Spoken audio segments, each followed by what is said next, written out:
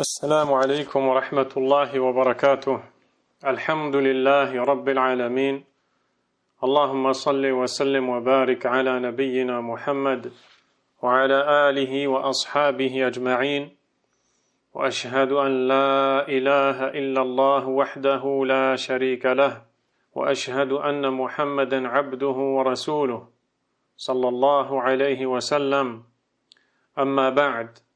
En cette journée du 10 Ramadan 1447 de l'hégire du prophète Mohammed sallallahu alayhi wa sallam, correspondant au 27 février 2026, nous voici par la grâce d'Allah subhanahu wa ta'ala réunis fraternellement, spirituellement, au cours de ce mois béni qu'est le mois de Ramadan, au sujet duquel notre Seigneur subhanahu wa ta'ala nous dit: Shahru Ramadan alladhi unzila fihi al-Qur'an hudan lin-nasi wa bayyinatin min al-huda wal-furqan. Le mois de Ramadan est celui au cours duquel a été descendu le Coran, qui est une guidée pour les gens, preuve claire du chemin à suivre et discernement. Allah subhanahu wa ta'ala a choisi parmi les mois celui de Ramadan pour en faire la période de sa révélation. Cette révélation qui deviendra la guidée et la voie tracée par Allah subhanahu wa ta'ala afin que quiconque aspire à une vie bonne, pure, promise par Allah subhanahu wa ta'ala puisse y arriver. Ce Coran est la parole du noble Seigneur, du Tout-Puissant, celui qui nous créa à partir de rien, celui qui nous octroie et ne cesse de le faire, la subsistance de jour comme de nuit, celui qui, par sa grâce, nous a guidés à la voie de l'islam et qui nous a protégés de nombre d'épreuves et de calamités ayant atteint beaucoup parmi les gens, celui qui nous a favorisés et qui nous a préférés, choisis entre tous ses serviteurs qui peuplent cette terre sur laquelle nous vivons. Allah subhanahu wa ta'ala a donc fait de ce mois une bénédiction pour la communauté musulmane, au point où le prophète Mohammed sallallahu alayhi wa sallam recevait régulièrement, quotidiennement, au cours du mois de Ramadan, la visite de l'ange Jibril alayhi salam, venant à lui pour l'aider à réviser ce qu'il avait appris du livre d'Allah. Il venait le voir chaque jour, chaque nuit, et lors de l'année de sa mort, ou peu avant sa mort, sallallahu alayhi wa sallam, il est venu lui faire réviser le Coran à 2 reprises. Ainsi, le Coran a une importance bien particulière dans le cœur de tout croyant, et encore plus particulièrement au cours du mois de Ramadan. Pour cela, le croyant, la croyante, les musulmans doivent redoubler d'efforts dans leur attachement à ce livre béni, contenant tout le bien, décrivant tout le mal. Ce livre qui nous éduque, qui nous oriente et qui nous élève vers les plus hauts degrés, si bien sûr nous acceptons d'en suivre les enseignements. Ainsi, les savants de l'islam ont toujours fourni des efforts considérables, particulièrement au cours du mois de Ramadan, que ce soit à travers la lecture du Coran ou encore son explication, et même par la rédaction d'ouvrages bénéfiques dont l'utilité ne cesse de tirer profit aux musulmans jusqu'au jour où je vous parle. Et donc, j'ai choisi, par la grâce d'Allah subhanahu wa ta'ala, après réflexion, justement de méditer avec mes frères et sœurs qui m'écoutent, quelques passages, quelques versets du livre d'Allah subhanahu wa ta'ala. Car nul doute que le fait de prendre soin du Coran, de son explication, de chercher à en comprendre les sens, de les méditer, Nul doute que cela fait partie des actes les plus grands qui rapprochent d'Allah subhanahu wa ta'ala, les actes les plus méritoires et les plus immenses pour l'étudiant en sciences religieuses, pour le musulman cherchant à comprendre ce discours qui lui est venu d'Allah subhanahu wa ta'ala. Allah a certes ordonné dans le Coran de méditer son livre en nous enseignant qu'il n'a été révélé que pour que ces versets soient médités. Il nous dit subhanahu wa ta'ala: Kitabun anzalnahu ilayka mubarak. C'est un livre béni que nous avons fait descendre vers toi. Toi, c'est-à-dire le prophète Mohammed sallallahu alayhi wa sallam en premier lieu, et en second lieu, tous les musulmans concernés par ce discours coranique. C'est un livre béni que nous avons fait descendre vers toi. Quelle en est donc la sagesse? Allah nous dit dans la suite du verset: لِيَدَّبَّرُوا آيَاتِهِ وَلِيَتَذَكَّرَ أُولُو الْأَلْبَابِ, afin qu'ils en méditent les versets et que les doués de raison se rappellent. Voilà la sagesse pour laquelle le Coran a été révélé. Il est tout à fait différent d'un autre discours. Il n'est pas une parole humaine. Il ne vient pas de l'homme. Il vient du Créateur de l'homme. Et ce Créateur s'adresse à l'homme en lui enseignant qui il est, lui le Créateur, et qui il est, lui le serviteur.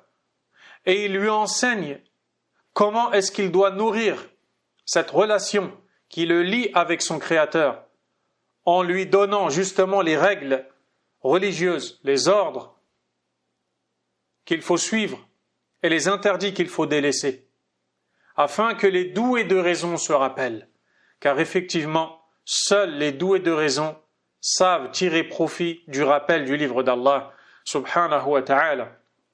Il nous dit également: Afala yatadabbaruna al-Qur'an, ne médite-t-il pas le Qur'an? Am ala qulubin aqfaluha, ou plutôt y a-t-il des cadenas sur leur cœur? Également, Allah Azza wa Jal nous dit: Afalam yadabbaru al-qawl, n'ont-ils pas médité la parole? La parole, c'est le Coran. Ce Coran qui guide vers ce qu'il y a de plus droit, de juste, de meilleur pour l'ensemble des mondes. Allah subhanahu wa ta'ala dit: Inna hadha al-Qur'an yahdi lillati hiya aqwam. Certes, ce Coran guide vers ce qu'il y a de plus droit. Ainsi, parmi les actions les plus méritoires, et plus particulièrement pendant le mois de Ramadan, le fait de s'efforcer de rechercher à comprendre l'essence du livre d'Allah subhanahu wa ta'ala. Et ceci ne se fait pas depuis nos imaginations, nos avis, nos points de vue, mais plutôt depuis les explications qui nous ont été données par le Coran lui-même, dont certains versets viennent détailler d'autres, mais aussi par le prophète Mohammed sallallahu alayhi wa sallam, et encore par les compagnons du prophète radiyallahu anhum, et ainsi de suite, de génération en génération, les savants de l'islam n'ont cessé de nous démontrer l'essence du Coran et de nous éclairer dans ce sujet. Ainsi, je me baserai, incha'Allah ta'ala, sur un écrit de l'éminent savant Abdurrahman ibn Nasir ibn Sa'di, rahimahullah ta'ala, qui est le grand professeur du grand savant et illustre cheikh Mohammed ibn Salih ibn Uthaymin, qu'Allah leur fasse miséricorde. Abdurrahman ibn Sa'di a rédigé un livre qu'il a intitulé Taysir al-Latif al-Mannan fi khulasati tafsir al-Qur'an. Ce livre est un résumé de l'explication du Coran qu'il a lui-même écrit de manière plus allongée. Après avoir écrit le livre, l'explication du Coran entière, proposition lui a été faite de rédiger un résumé dans lequel il allait recueillir quelques passages du livre d'Allah subhanahu wa ta'ala traitant des différentes thématiques énoncées dans le Coran, afin d'éclairer quiconque voudrait plus tard s'élargir dans la compréhension du livre d'Allah, subhanahu wa ta'ala. Il est vivement conseillé aux arabophones de posséder ce livre et de le lire, puis d'en chercher l'explication. Je me baserai donc sur ce livre-là, dont je ne lirai pas l'entièreté pendant ces quelques assises qu'Allah nous permet de mettre en place, mais je tirerai certains passages et certaines explications dans différentes thématiques du Coran, car ce livre englobe une introduction qui nous montre les descriptions du Coran. Ensuite, un passage qui traite de l'unicité d'Allah subhanahu wa ta'ala, ainsi que la croyance islamique et ses fondements. Vient après cela une série de versets choisis par l'auteur, rahimahullah, pour traiter le sujet de la moralité islamique, des bienséances et des politesses dont les musulmans doivent faire preuve, qui sont énoncés dans le Coran. Ensuite, une série de versets choisis par l'auteur traitant des règles religieuses, puis les histoires des prophètes, et enfin quelques intérêts divers et variés, tous présents dans le Coran. Je demande donc à Allah subhanahu wa ta'ala, par ses noms les plus parfaits et ses attributs sublimes, de faciliter à celui qui prend la parole, mais aussi à celui qui l'écoute, d'en tirer profit et de faire en sorte que ce soit pour lui et eux une bénédiction, tant bien ici-bas que dans l'au-delà, tout comme nous lui demandons en cette heure bénie le pardon pour nos péchés qui sont tellement nombreux et la guider vers son droit chemin. Il en est certes capable, subhanahu wa ta'ala. Dans chaque passage de ce livre, il y a donc une partie qui va regrouper des versets englobant les sens généraux des différents thèmes du Coran. Et l'utilité de cela, c'est justement de motiver le musulman en éveillant sa conscience vis-à-vis de l'importance de la compréhension du Coran, car tout musulman ne va pas forcément lire les grands ouvrages qui nous détaillent l'explication de chacun des versets du Coran. Mais en prenant quelques gouttes dans cet océan et en cueillant quelques fleurs dans ce jardin béni, le musulman aura envie d'œuvrer davantage en ce sens. Et c'est pour cela que le Cheikh Ibn Sa'di rahimahullah a dit فالوقوف على تفسير بعض القرآن يعين أعظم عون على معرفة باقيه. Le fait de prendre un instant, de s'arrêter pour réflexion sur l'explication d'une partie du Coran est une chose qui aide énormément à la recherche de la connaissance de tout le reste du Coran. Si on te parlait d'un trésor immense, si on te parlait de chiffres immenses, peut-être que ça ne te parlerait pas. Mais si on te montrait une somme, un morceau de ce trésor, de ce bijou, ça te donnerait envie d'en posséder bien plus encore. Allah subhanahu wa ta'ala a fait de ce Coran des versets répétés, contenant des sciences utiles pour le serviteur, des sciences complètes. Et cela fait partie de cette facilité dont il a parlé subhanahu wa ta'ala s'agissant de son livre, quand il nous dit وَلَقَدْ يَسَّرْنَا الْقُرْآنَ لِلذِّكْرِ فَهَلْ مِن مُدَّكِرٍ. Et nous avons certes facilité le Coran pour le rappel. Y a-t-il donc quelqu'un pour se rappeler? Regardez, Allah nous enseigne que le Coran a été rendu facile pour le rappel, pour la méditation, pour la compréhension, pour son application. Encore faut-il qu'il y ait quelqu'un qui veuille bien faire les efforts pour atteindre ce rappel.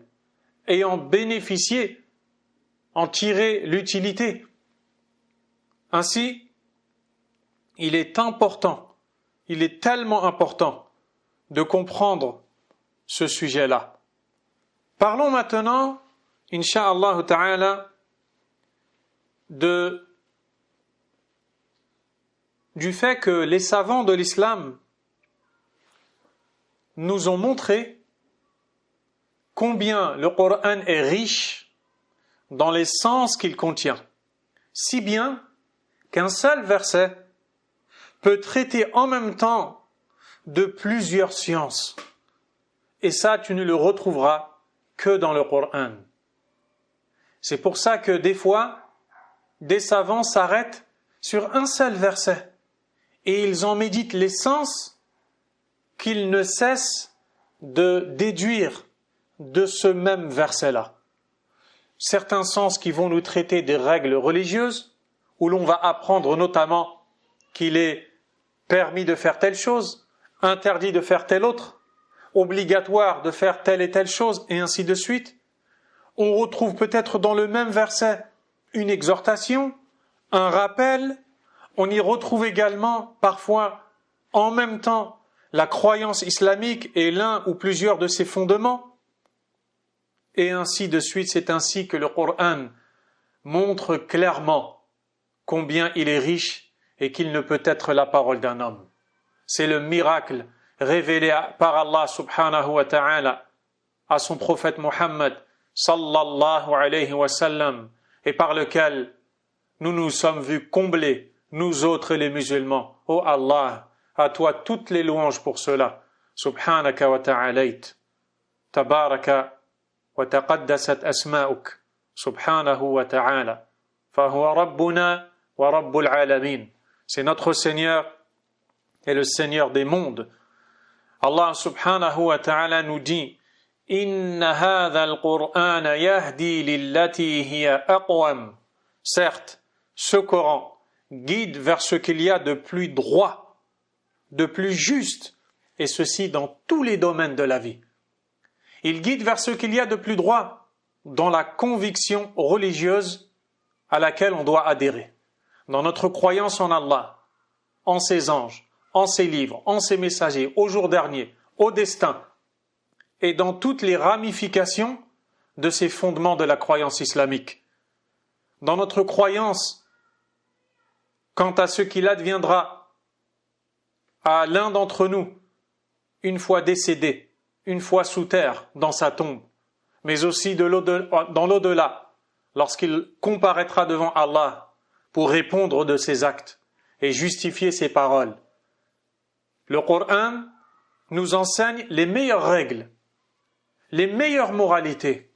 Il nous conte les meilleurs récits et nous explique les meilleures des histoires qui ont les morales et les leçons les plus riches. Le Coran est la vie des cœurs. Le Coran est une parole puissante.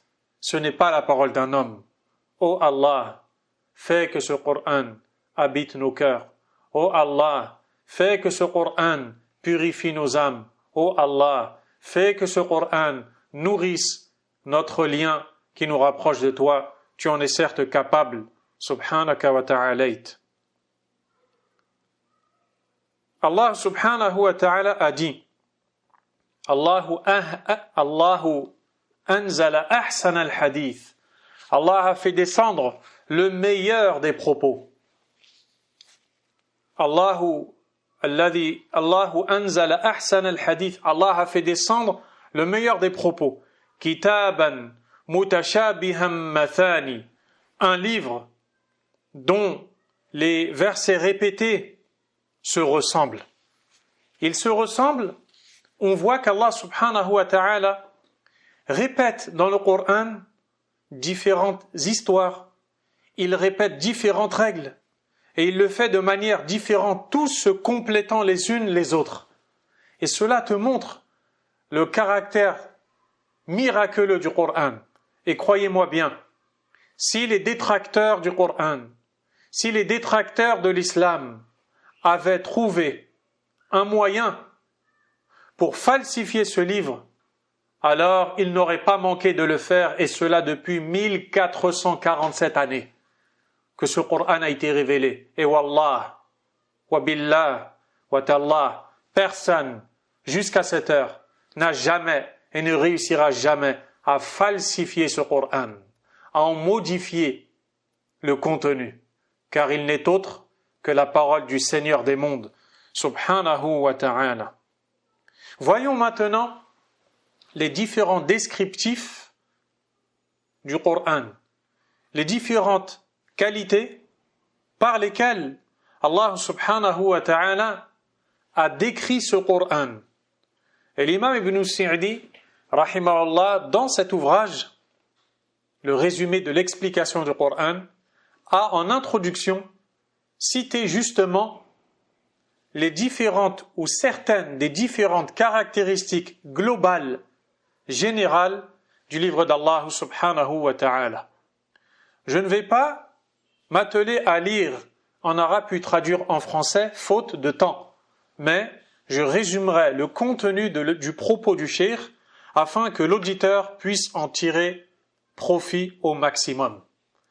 L'imam Abdurrahman ibn Sa'di, rahimahullah ta'ala, nous dit qu'Allah subhanahu wa ta'ala a décrit le Coran par d'énormes et d'immenses caractéristiques qui justement font du Coran ce qu'il est, entièrement.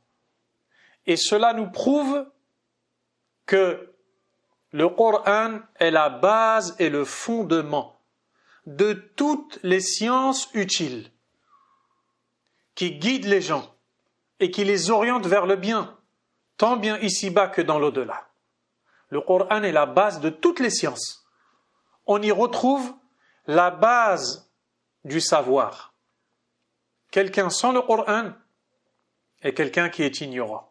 Quand bien même il aurait acquis les sciences profanes, il aurait d'énormes défaillances sans bien sûr qu'il ne s'en rende compte.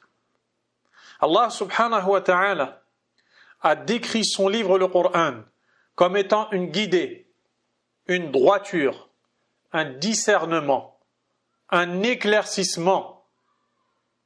Il est en lui-même une guidée parce qu'il guide les créatures vers tout ce dont ils ont besoin comme intérêt mondain, religieux.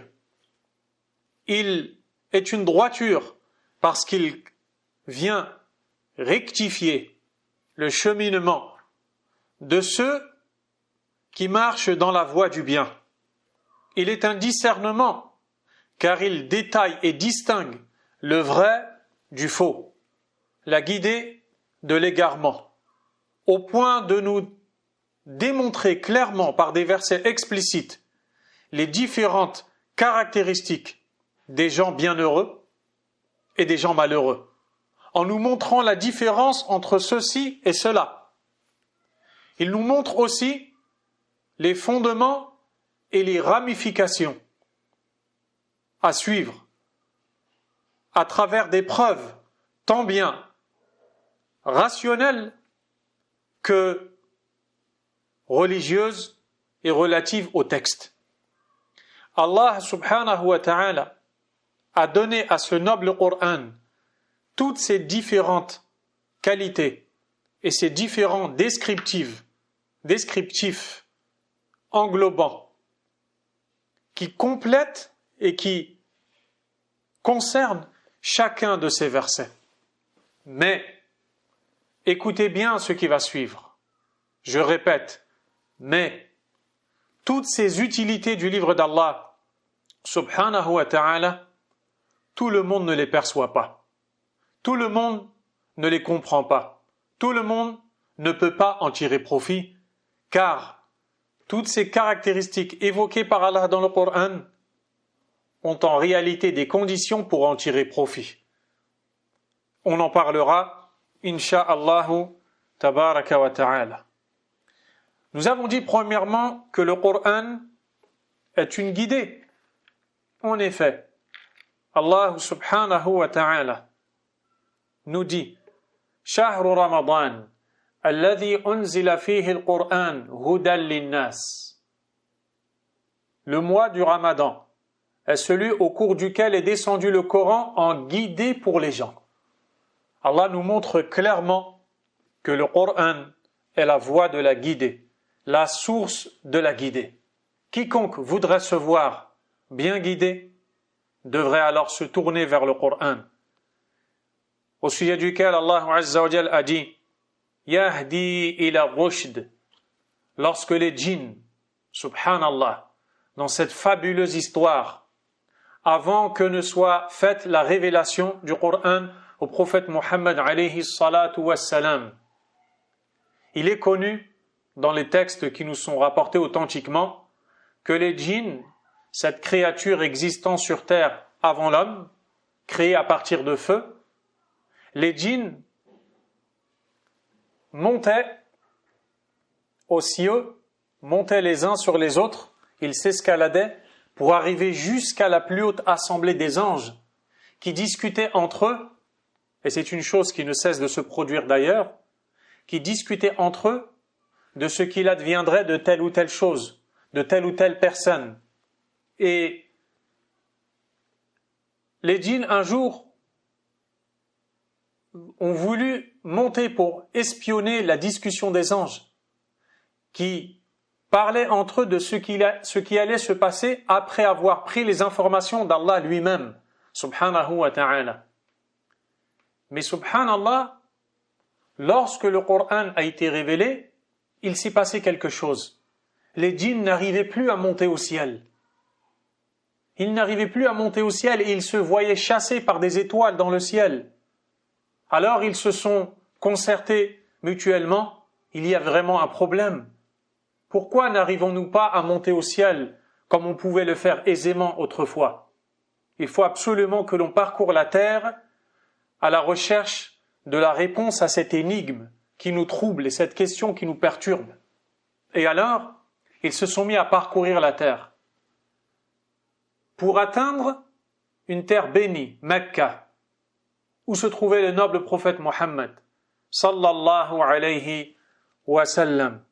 Une fois arrivés là-bas, ils ont aperçu le prophète Mohammed, alayhi salatu wa sallam, et l'ont vu en train de réciter le Coran. Ils se sont arrêtés un instant pour prêter oreille à cette parole magnifique qu'ils n'avaient jamais entendue avant et dont nul égal n'a été révélé. Ils se sont vus immédiatement troublés par la lourdeur, par la valeur, par la profondeur, par la force de ce discours frappant, clair, éloquent, au point où Allah a révélé Suratul Jinn, dans laquelle il nous raconte ce fait, quand il nous dit subhanahu wa ta'ala Qul uhiya ilay, dit au prophète, à ces gens-là, il m'a été révélé annahu istama'a nafarun min al-jinn, qu'un groupe de djinns a écouté attentivement, c'est-à-dire la récitation du Coran. فَقَالُوا إِنَّا سَمِعْنَا قُرْآنًا عَجَبًا. Ils ont alors dit, nous venons d'écouter attentivement un Coran étonnant. يَهْدِي إِلَى الرُّشْدِ, qui guide vers la droiture. فَآمَنَّا بِهِ, et nous y avons cru aussitôt. وَلَن نُشْرِكَ بِرَبِّنَا أَحَدًا, et nous n'associerons rien à notre Seigneur. Et c'est ainsi que les djinns ont compris que la raison pour laquelle ils ne pouvaient plus s'élever ou monter les uns sur les autres pour atteindre les hauts cieux, afin d'espionner les anges, c'est parce qu'Allah Azza wa Jal a protégé les cieux, car il y avait la révélation du Coran, afin que la révélation du Coran ne soit pas mélangée à ce que les djinns allaient rapporter. Allahu Akbar.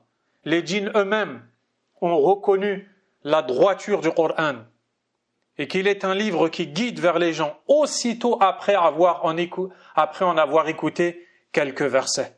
Nous autres ne cessons d'entendre ce livre sans le comprendre, sans en tirer profit, sans voir nos cœurs revivre il y a vraiment là un problème. Nous en parlerons, incha'Allah ta'ala, et nous y rechercherons la solution en demandant l'aide d'Allah, car lui seul peut aider, lui seul peut guider, lui seul peut faciliter, subhanahu wa ta'ala. Allah subhanahu wa ta'ala a aussi décrit son livre comme étant un livre explicite, lorsqu'il nous dit par exemple « Wal kitabil mubin » par le livre explicite. Il jure par son livre. Il jure par son livre. Et lorsqu'il jure par quelque chose, cela nous montre l'importance de celle-ci. Son livre est un livre décrit comme étant explicite. Il détaille tout ce dont a besoin l'un d'entre nous, subhanahu wa ta'ala. Tout cela nous montre qu'il est un bien immense pour l'ensemble des serviteurs, pour l'ensemble des gens parmi ceux qui voudraient atteindre cette guidée.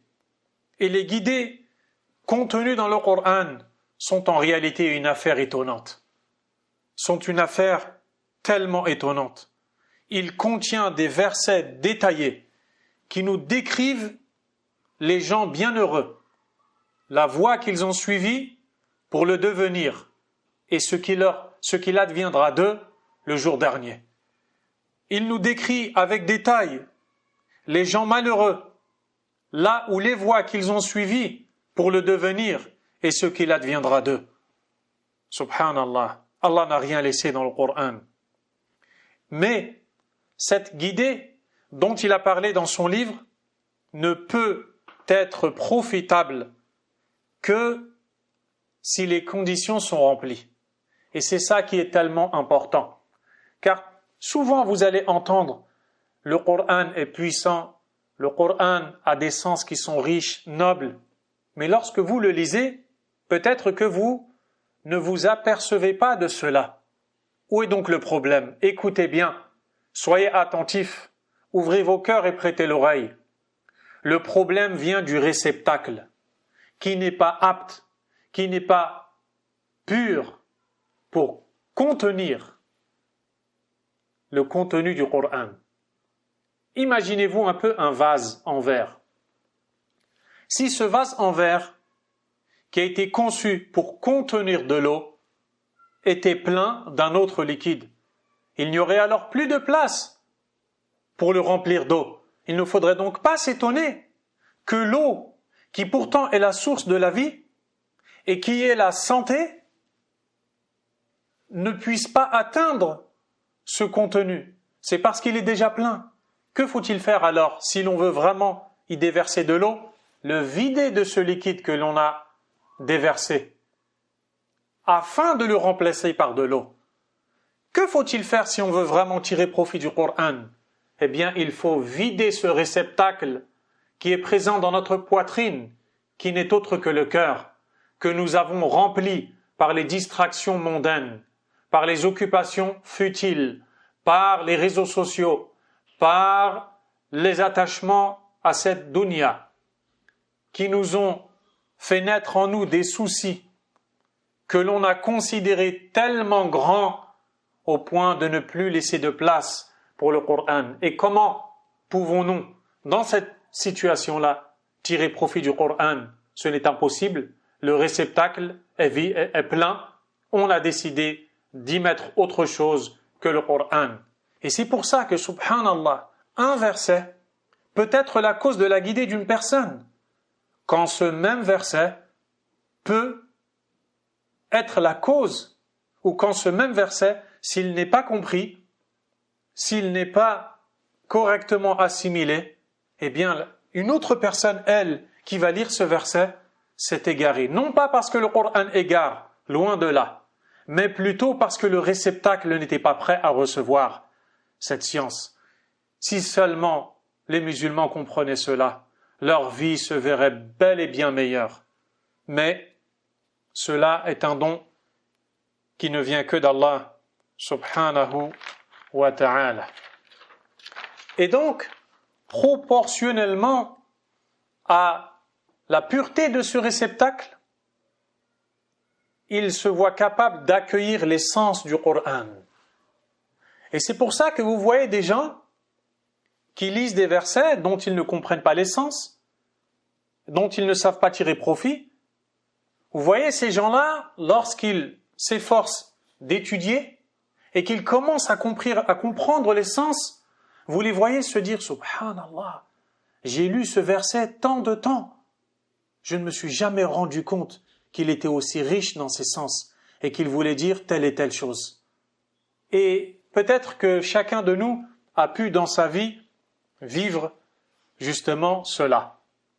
Donc Allah subhanahu wa ta'ala a conditionné l'utilité de la guider ou déguider contenue dans le Coran, dans certains ou dans même tous les versets, par des conditions. Par exemple, nous retrouvons tantôt qu'Allah subhanahu wa ta'ala nous dit « Hudan lil muttaqin » il est une guidée pour les pieux.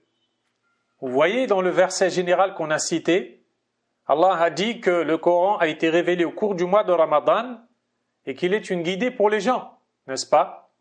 Si l'on étudie les autres versets, nous allons voir qu'Allah Azza wa Jal va dire qu'il est une guidée pour les croyants, une guidée pour les gens pieux, une guidée pour un peuple qui raisonne, une guidée pour des gens qui méditent, une guidée pour des gens qui recherchent la vérité. Donc vous voyez, si on ne recherche pas la vérité, si on ne remplit pas les conditions du croyant, du pieux, de ceux qui veulent raisonner, méditer, alors on ne pourra pas tirer profit des différentes guidées citées dans le Coran. Allah subhanahu wa ta'ala nous montre donc clairement que tirer profit des guidées du Coran est conditionné. Justement, il est conditionné par le fait que le réceptacle de ce Coran, qui doit être le cœur, soit pur, soit prêt, recherche cette vérité et s'efforce d'être un croyant, d'être un pieux, d'être quelqu'un qui raisonne. Voilà pourquoi des fois, certains écoutent certains versets dans Salat al-Tarawih par exemple, les prières de nuit du Ramadan. Et tu vois des gens qui écoutent deux mots, un passage du Coran fondre en larmes. Puis tu vois d'autres gens qui peut-être ne sont pas affectés par ce verset. Il est possible que la raison qui pousse à cela, c'est le fait que celui qui a médité le Coran, il s'est mis en croyant, en pieux, en quelqu'un qui recherche la vérité. Et quand tu fais cela, alors Allah t'ouvre la porte. Parce qu'Allah donne à celui qui lui demande. Mais si tu ne demandes pas, alors tu ne reçois pas. Tu dois donc faire en sorte que ton réceptacle veuille recevoir cette science-là. Mais si ton mode de vie que tu as choisi, sans que tu n'y sois contraint, te pousse à l'insouciance, alors nul étonnement. Si la routine que tu choisis d'avoir et qui anime ton quotidien, tes journées, t'empêche de lire et de comprendre le Coran, pourquoi s'étonner? C'est une suite logique. C'est à nous de fournir les efforts et de prouver à Allah qui nous sommes et ce que nous voulons être chez lui, auprès de lui, c'est-à-dire un croyant aimé de son Seigneur, subhanahu wa ta'ala. Il faut donc absolument un réceptacle qui soit prêt pour deux choses: accepter et œuvrer. Accepter, c'est-à-dire un réceptacle, un cœur qui veut et qui a l'envie de méditer le Coran. C'est pour ça que celui qui n'a pas l'envie de méditer n'en tirera jamais profit. C'est un trésor. Et un trésor, ça coûte cher, ça se paye. Et donc, il faut vouloir méditer. Mais si tu n'apprends pas, comment vas-tu méditer? Donc ça, c'est la première chose, que le réceptacle accepte de vouloir méditer. Deuxièmement, que le réceptacle œuvre, le cœur œuvre. Donc une fois que le cœur a envie, Alors il faut œuvrer en ce sens. Comment? Notamment par l'apprentissage de la science religieuse, la lecture du livre d'Allah avec réflexion, avec méditation, le fait de rechercher à en comprendre les sens en se cultivant, en s'informant, en lisant les contenus des livres connus qui expliquent le Coran. Il faut absolument être doué de raison, savoir méditer et réfléchir. Et ce qui contredit justement la première de ces deux choses-là, qui sont l'acceptation et le fait d'œuvrer, premièrement, c'est al-mu'rid. Al-mu'rid, c'est celui qui se détourne. Il se détourne. Il ne médite pas les sens du Coran. Il n'en tire pas profit. Celui-là est en danger. Et j'aimerais, aux musulmans, aux musulmanes, t'inviter à te poser la question suivante. Qu'en est-il de ta situation vis-à-vis de ce noble livre? Qu'en est-il de ton état, de ton envie ou non d'en comprendre les sens? Lorsque quelqu'un de haut placé s'adresse à toi et dont tu ne comprendrais pas les propos, tu t'en verrais frustré, déstabilisé, car je n'ai pas réussi à comprendre telle ou telle personne, c'est tellement dommage. Mais est-ce que tu te dis cela concernant la parole d'Allah, subhanahu wa ta'ala, qui est posée chez toi, sur ton étagère, disponible, et pourtant, est-ce que tu le lis? Tu décides plutôt de passer des heures et des heures et des heures, et je pèse mes mots, dans les réseaux sociaux, à, comme on dit dans le terme, à scroller, à regarder ce qui se passe dans le monde, comme souillure, comme péché, et j'en passe. Et le Coran est là, nous ne le lisons pas, nous ne le méditons pas, nous ne cherchons pas à le comprendre, puis on se plaint des peines, des tristesses, des calamités qui habitent nos vies, nos cœurs. Vraiment, le choix que nous avons décidé de faire sans que l'on ne soit contraint est tellement mauvais. Ô combien est grande la perte de la personne qui ne se réveille pas et qui ne revient pas à la base, ce pourquoi il ou elle a été créé par Allah subhanahu wa ta'ala, l'adoration. Et donc celui qui se détourne ne peut pas tirer profit du livre d'Allah. Allah subhanahu wa ta'ala a dit dans le Coran قَدْ كَانَتْ آيَاتِي تُتْلَى عَلَيْكُمْ فَكُنْتُمْ عَلَى أَعْقَابِكُمْ تَنْكِصُونَ مُسْتَكْبِرِينَ بِهِ سَامِرًا تَهْجُرُونَ أَفَلَمْ يَدَّبَّرُوا الْقَوْلَ. Dans le sens rapproché du verset, il nous parle subhanahu wa ta'ala en s'adressant à ceux qui se sont détournés, en leur disant que ces versets leur ont été révélés. Mais c'est eux qui ont décidé de s'en détourner. Et c'est eux qui l'ont délaissé. Puis Allah Azza wa Jalla leur dit « Afalam yaddabbaru al-qawl » N'ont-ils pas médité la parole? N'ont-ils pas réfléchi sur le propos? Car s'ils avaient réfléchi, ils ne s'en seraient jamais et jamais détournés. Donc ça, c'est la première chose, c'est que le réceptacle, le cœur, veuille réfléchir sur le Coran.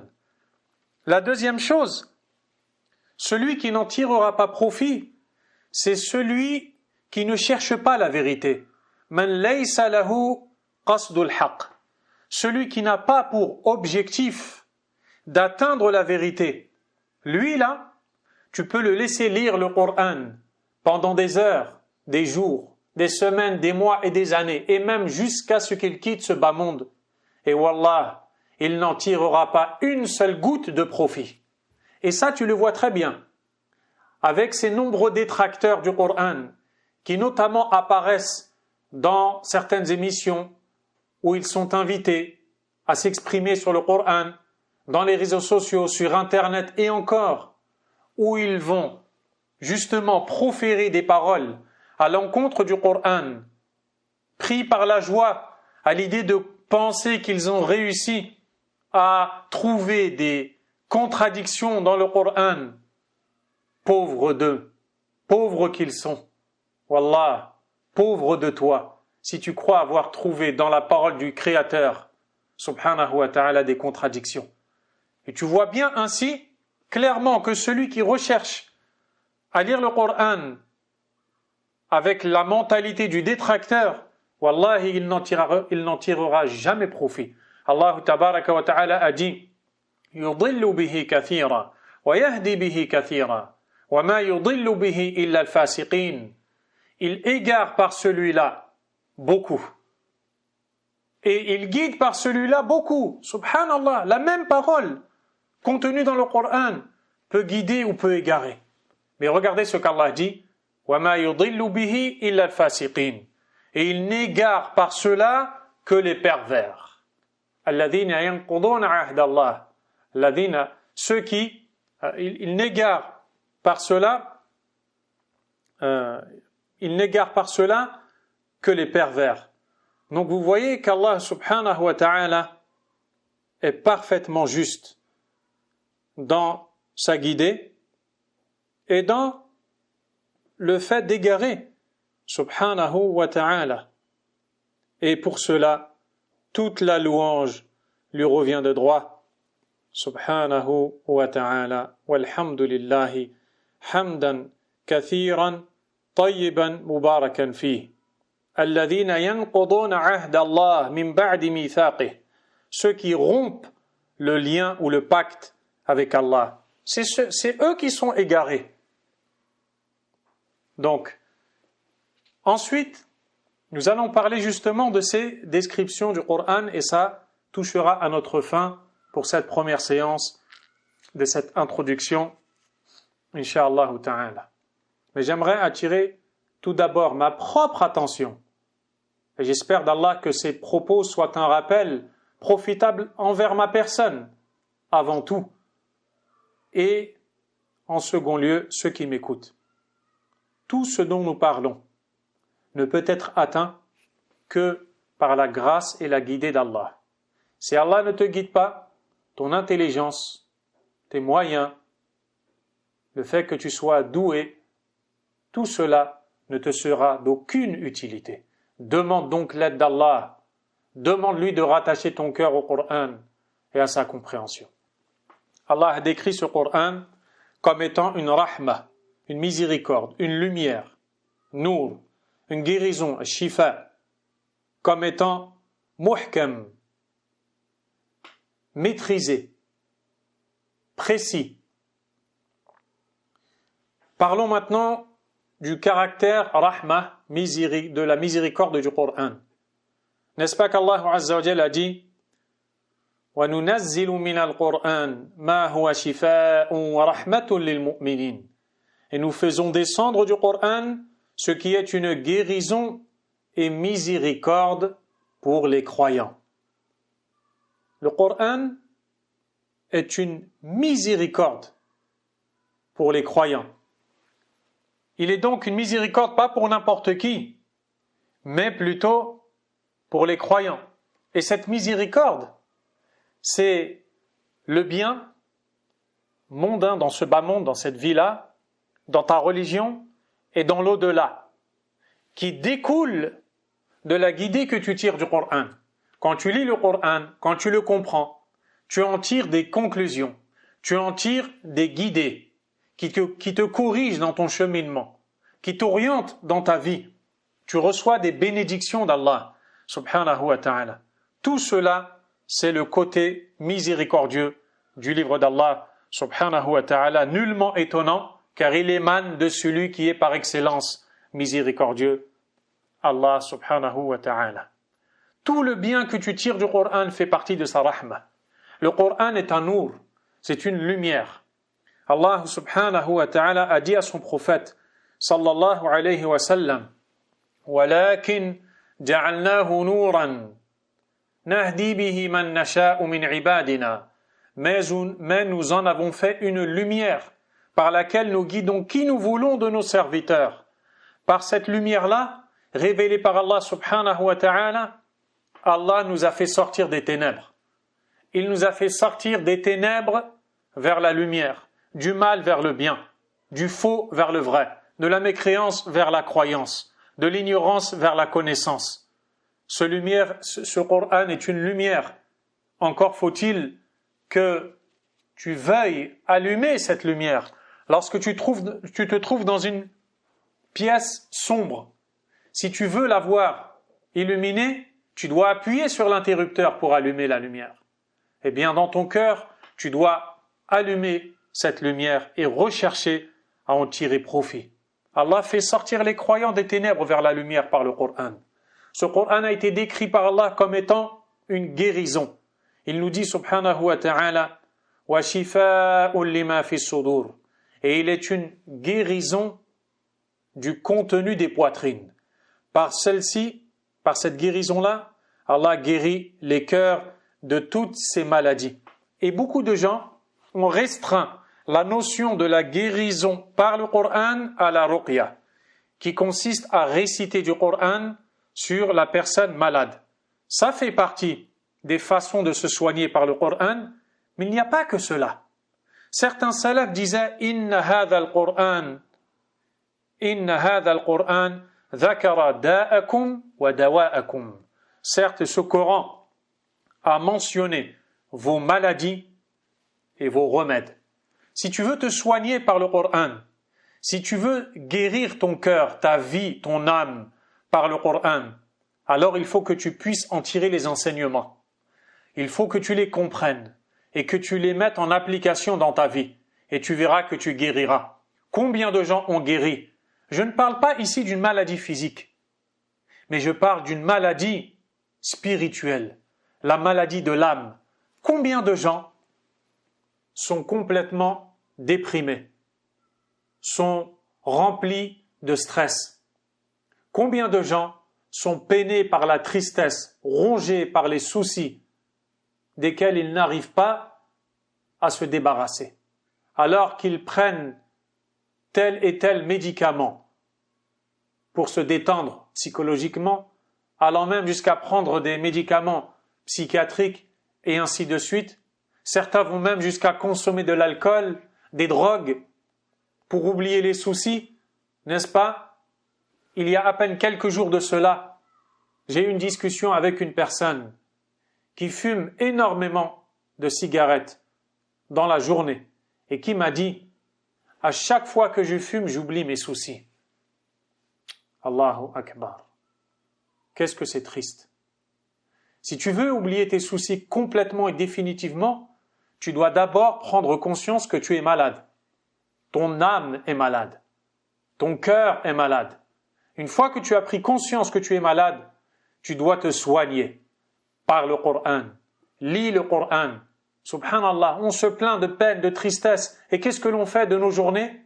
On les passe devant les écrans, devant les réseaux sociaux, à écouter les idées malsaines et les propositions qui nous sont faites de soi-disant liberté et de vie heureuse par des gens qui ne connaissent ni Allah, ni son prophète, ni l'au-delà, ni le châtiment de la tombe, ni le jugement, ni les anges, ni le destin, ni la croyance islamique.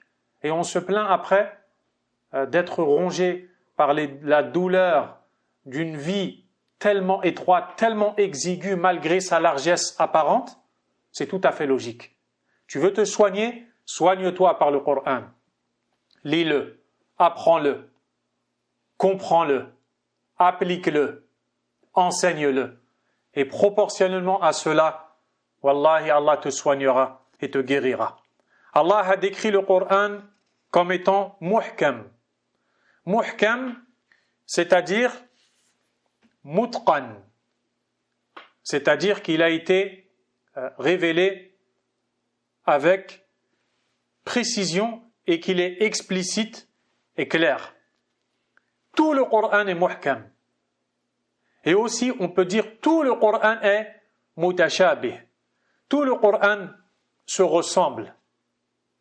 Les différentes thématiques sont abordées de différentes façons et ainsi les versets viennent se compléter les uns et les autres en se ressemblant. C'est pour ça qu'Allah parle plusieurs fois des histoires, parle plusieurs fois des mêmes règles, parle plusieurs fois. Tout ça pour que ta foi ne cesse de se nourrir d'augmenter, de grandir. Regarde, subhanallah, tu ne te lasseras jamais de lire le Coran. Souratul Fatiha, tu la récites depuis combien de temps? Et tu remarques que jamais tu t'en lasses. Tous ces imams qui récitent dans Salat et Tarawih et qui se mettent à pleurer après réciter Ihdina Sirat al-Mustaqim, alors qu'ils récitent ce verset depuis 20, 30, 40 ans dans chaque prière. Ça, c'est le secret du Coran. On ne se lassera jamais de la parole d'Allah subhanahu wa ta'ala. Le Coran a certaines parties qui sont explicites de manière plus particulière et certaines parties qui n'apparaissent pas à tout le monde aussi explicites de manière particulière. Alors à ce moment-là, ce qu'il faut faire, c'est comprendre les versets qui ne nous paraissent pas explicites à la lumière de ceux qui le sont, bien que cela est relatif, car les savants de l'islam, pour eux le Coran entier est explicite. Et plus tu apprends le Coran, plus les versets qui te semblaient, je dis bien qui te semblaient ambigus, implicites, deviennent explicites, deviennent compris.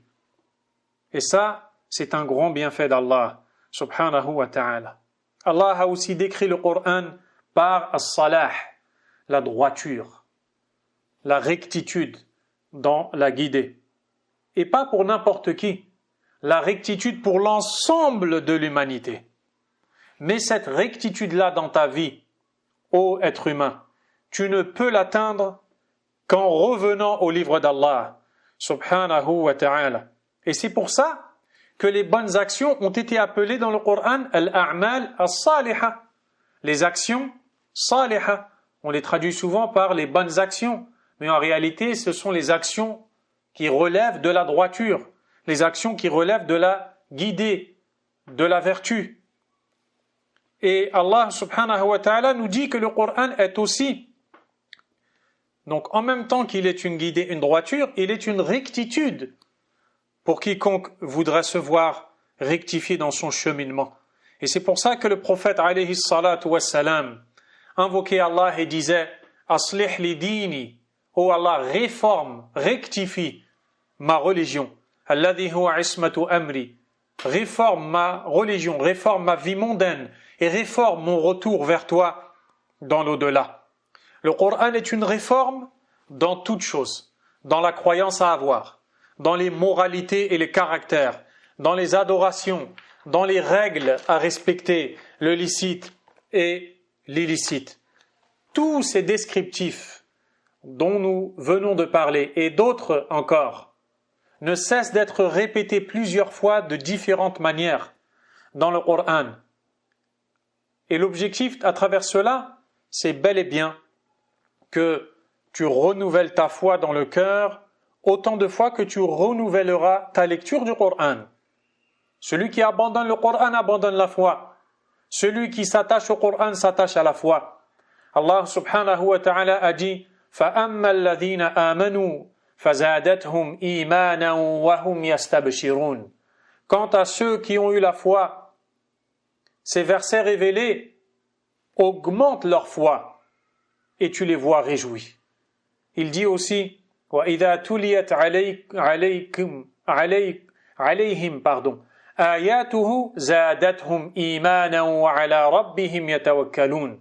Et quand ces versets leur sont récités, leur foi augmente et en leur Seigneur, ils placent toute leur confiance. Et ça, tu ne peux l'atteindre que avec la lecture, avec la réflexion et la méditation du livre d'Allah subhanahu wa ta'ala.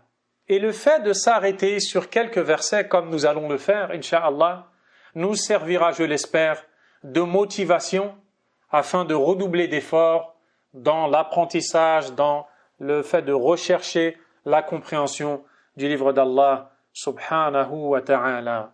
Ainsi s'achèvent mes mots pour cette séance qui est une introduction à notre sujet, en espérant d'Allah subhanahu wa ta'ala qu'elle nous aidera à suivre et à ce qui va suivre.